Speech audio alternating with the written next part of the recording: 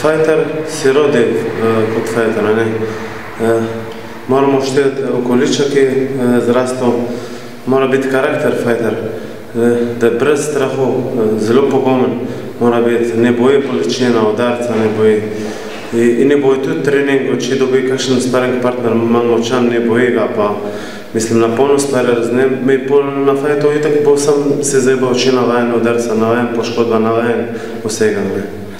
Jaz, ko stopim v ring, mislim, gledam nasprotnik, od prvi trenutek fight začnem ga študirati, za vsak fight imam svojo strategijo, začnem je opazovati, kaj delajo, kje njova moči, pa delam nasproti tega v naslednji runde naprimer, če bomo uspeli podreti do druga ali tretje runde. Brez panika sem sprejemel njova udarca in ocenjujem, kje imajo moči.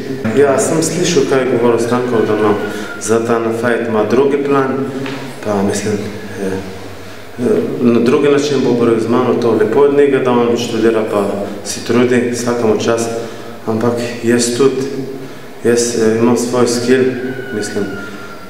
Jaz sem različen od vsak fight drugi, od vsake runde do druga sem različen, ne od vsak fight do druga, ne.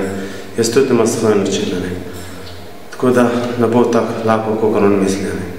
Murray vs. Stankov will be an epic battle as the two return to the WFC after their debut wins last year.